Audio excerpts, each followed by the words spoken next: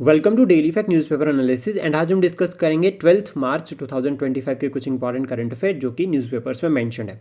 Target या approach की अगर हम बात करें तो हम प्रीलिम्स प्लस मेंस दोनों के लिए करंट अफेयर एक साथ डिस्कस कर रहे हैं, यानी कि हम एक इंटीग्रेटेड अप्रोच को लेकर चल रहे हैं। सोर्सेज की अगर हम बात करें तो न्यूज़पेपर्स में द हिंदू और Indian express and government sites में अगर हम बात करें तो PIB plus all India radio. हमारा टारगेट है कि हम पूरे 1 ईयर का करंट अफेयर जो है वो डिस्कस करेंगे। इसमें आप चेक कर सकते हैं हमारी वीडियोज़ ऑन यूट्यूब और साथ में हमारे इनिशिएटिव के साथ जुड़ सकते हैं। तो चलिए डिस्कस करते हैं आज के कुछ इंपॉर्टेंट करंट अफेयर। सबसे पहले हम बात करेंगे एक्सरसाइज खंजर के बारे में, जिसका 12th एडिशन जो है वो किर्गिस्तान में होगा और ये ज्वाइंट स्पेशल फोर्स एक्सरसाइज है बिटवीन इंडिया एंड किर्गिस्तान। पहला पॉइंट तो इंपॉर्टेंट हो गया। देन उसका सेकंड आपको याद रखना है कि ये जो एक्सरसाइज है इसकी शुरुआत 2011 में हुई थी और इसका पहला जो एडिशन है वो भारत में हुआ था, नाहन में।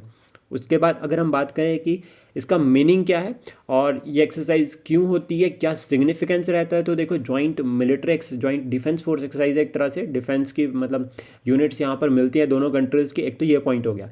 सेकंड, उसके बाद ये एक्सरसाइज जनरली जो है वो नवरोज़ के टाइम पे होती है और नवरोज़ की अगर हम बात करें तो न्यू ईयर फेस्टिवल है पारसीज़ में। तो ये भी हमें याद रखना जो है वो काफ़ी इंपॉर्टेंट रहेगा। देन उसके बाद नेक्स्ट टॉपिक है किसान क्रेडिट कार्ड। किसान क्रेडिट कार्ड एक फाइनेंशियल असिस्टेंस जो है वो प्रोवाइड की जाती है इस क्रेडिट कार्ड के थ्रू, जिसको शुरू किया गया था 1998 में। यहाँ पर जो क्रेडिट सपोर्ट प्रोवाइड की जा रही है उसमें मेन फोकस जो है वो रखा जा रहा है सरकार की तरफ से कि प्रॉपर टाइम पे, एग्जैक्ट टाइम पे जो है वो फार्मर्स को जो है वो पैसा प्रोवाइड किया जाए through commercial banks, RRBs, small finance bank या फिर कोऑपरेटिव जो सोसाइटीज़ होती है। तो इन सभी के थ्रू जो वो फार्मर्स को ऑन टाइम पैसा प्रोवाइड किया जाएगा। अब यहाँ पर टारगेट क्या है कि जैसे मान लीजिए कोई क्रॉप जो है वो ग्रो करनी है तो उससे पहले इनपुट के लिए जितनी भी इन्वेस्टमेंट चाहिए, जितना भी जो है वो पैसा चाहिए, वो सभी जो है वो किसान क्रेडिट कार्ड के थ्रू प्रोवाइड किया जाएगा और फिर इसमें जो इंटरेस्ट रेट रहता है वो भी काफ़ी कम रहता है। देन उसका नेक्स्ट टॉपिक है ग्लोबल आर्म्स ट्रेड। ये काफ़ी न्यूज़ में चल रहा है आजकल और 2-3 बार न्यूज़पेपर में आ चुका है। इवन एडिटोरियल भी जो है वो इसके रिगार्डिंग अभी आपको देखने को मिलेगा। 2020 से लेकर 2024 तक का जो है वो डाटा है यहाँ पर रिगार्डिंग द आर्म्स ट्रेड की वर्ल्ड लेवल पर किस तरह से जो वो इम्पोर्ट एक्सपोर्ट हो रहा है। तो इसमें लार्जेस्ट इंपोर्टर की अगर हम बात करें तो वो है यूक्रेन। 8.8% ऑफ द ग्लोबल जो आर्म्स ट्रेड है वो जो है वो भी यूक्रेन जो है वो इंपोर्ट कर रहा है। दूसरे नंबर पर भारत है। भारत भी जो है वो यहाँ पर पीछे नहीं है। भारत का जो अगर बात करें तो 8.3%। लेकिन अगर यहाँ पर हम बात करें एज़ कम्पेयर टू 2005-19 यानी कि 2015 से 2019 के बीच में 9.3% था, तो अभी क्या हुआ है, कम हुआ है। तो हमारे जो इंपोर्ट डिपेंडेंस है, इंपोर्ट हम कम कर रहे हैं, तो उसमें थोड़ा सा जो है वो यहाँ पे जो है वो जो डिक्रीज देखा गया। और हमारे जो ट्रूप्स है जो हम इंपोर्ट कर रहे हैं वो रशिया से 36% अभी कर रहे हैं। रशिया से पहले हम बहुत ज़्यादा किया करते थे लेकिन अभी कम होते जा रहा है। और लार्जेस्ट एक्सपोर्टर अगर हम बात करें इसी फेज़ में 2020 से लेकर 2024 तो वो बना है USA यानी कि यूनाइटेड स्टेट्स ऑफ अमेरिका। और टोटल कितनी स्टेट्स है ये आप कमेंट बॉक्स में बता सकते हैं। उसका नेक्स्ट है नमामि गंगे प्रोग्राम। नमामि गंगे प्रोग्राम एक फ्लैगशिप प्रोग्राम है जिसको शुरू किया गया था mainly with the objective Ganga river का रिजनरेशन से रिलेटेड, मतलब गंगा रिवर को रिवाइव करना, जो पोल्यूशन के रिगार्डिंग चैलेंजेस फेस कर रहे हैं उनको एड्रेस करना। और इसको लॉन्च किया गया था 2014 में, 2014 से 2021 तक, लेकिन अभी इसको एक्सटेंड कर दिया गया है 2026 तक।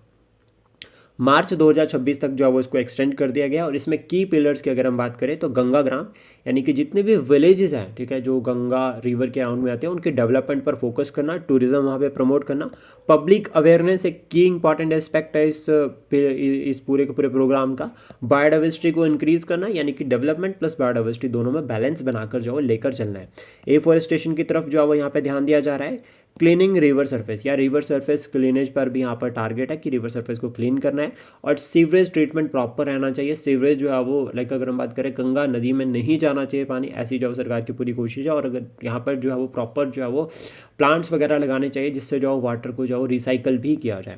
उसके बाद नेक्स्ट है navigating the future industrial policy and global competitiveness. ये कॉन्फ्रेंस जो है वो रिसेंटली कहाँ पर हुई है, हैदराबाद में। तो याद रखना है navigating the future industrial policy and global competitiveness जो कॉन्फ्रेंस है कहाँ पर हुई, हैदराबाद। उसका नेक्स्ट है जन औषधि दिवस, ये 7 मार्च को होता है और इंटरनेशनल वुमेन डे 8 मार्च को होता है। उसके बाद नेक्स्ट टॉपिक है ये अवार्ड है जो अभी रिसेंटली प्राइम मिनिस्टर को मिला, honorary order of freedom of Barbados. तो बारबाडोस का जो अवार्ड है ये प्राइम मिनिस्टर जी को मिला। और क्यों मिला है, एक तो स्ट्रेटेजिक लीडरशिप के लिए और दूसरा कोविड-19 के टाइम पे बहुत सपोर्ट करी थी भारतीय सरकार ने, तो उसके लिए जो है वो ऑनर मिला है। और बारबाडोस के बारे में अगर हम बात करें तो न्यूएस्ट जो है वो रिपब्लिक है। 2021 में इन्होंने क्या किया, रिमूव किया था क्वीन एलिजाबेथ सेकंड को as head of the state किया, वो नहीं है। उसके बाद ये रिपब्लिकन सिस्टम में कन्वर्ट हो गए। और ये जो कंट्री है ये एक आइलैंड नेशन है जो कैरेबियन सी में जो है वो सिचुएटेड है, और ये north east of the Venezuela है। और वेनेजुएला में भी ऑलरेडी क्राइसिस जो देखे जा रहे हैं अभी। और वेनेजुएला की अगर हम बात करें, या फिर ये जो पूरी की पूरी लाइक जो वेनेजुएला हो गया या आपका साउथ अमेरिका हो, तो यहाँ पे काफ़ी जो है वो क्राइसिस जो है वो इकोनॉमिक पॉलिटिकल जो है वो देखे जा रहे हैं। और जो ये कैरेबियन आइलैंड है या फिर बारबाडोस की अगर हम बात करें, तो ओवरऑल ये नॉर्थ अटलांटिक ओशन में, north Atlantic ocean S shape में है, इस तरह से जो है वो एस शेप्ड में है। और फेमस है मिड ओशन रिजेस के लिए। और जो भारत और बारबाडोस के बीच में जो डिप्लोमेटिक रिलेशंस है ये एस्टेब्लिश्ड हुए थे 1966 में। 1966 में फ्रीडम गेन की थी बारबाडोस ने यूनाइटेड किंगडम से। देन उसके बाद जो है वो फिर जो है वो भारत ने डिप्लोमेटिक रिलेशन जो है वो एस्टेब्लिश किए थे।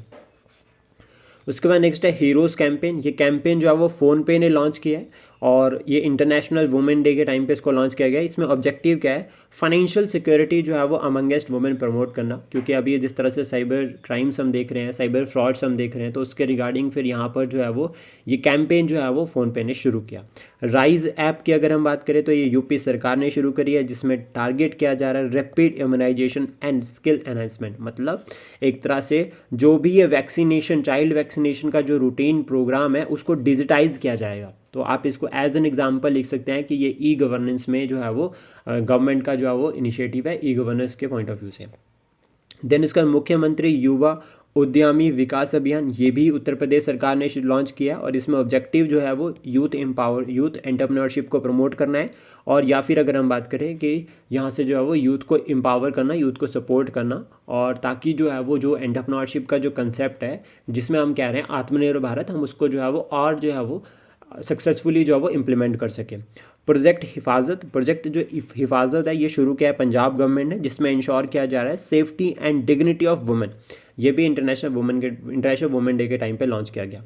देन उसके बाद नेक्स्ट है फेडरल बैंक ने first ever brand ambassador appoint किया है विद्या बालन को। तो ये इंपॉर्टेंट रह सकता है, पूछा जा सकता है। देन उसके बाद नेक्स्ट है महिला समृद्धि योजना। ये दिल्ली सरकार ने लॉन्च करी है, और इसमें फाइनेंशियल असिस्टेंस जो है वो प्रोवाइड की जा रही है इकोनॉमिकली वीकन सेक्शन को, जिसमें अगर हम बात करें कि 18 से लेकर 60 साल के बीच में जितने भी जो है वो इकोनॉमिकली वीकन अगर हम बात करें वुमेन होंगे, तो उनको ₹2500 पर मंथ जो है वो दिए जाएंगे।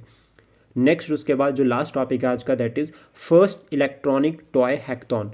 ये जो हैकथॉन है ये अभी रिसेंटली जो है वो नोएडा में हुई है। आई होप जो कंटेंट हमने डिस्कस किया है ये आपको एग्जाम के लिए हेल्प करेगा। Thank you, please support, share and subscribe daily fact.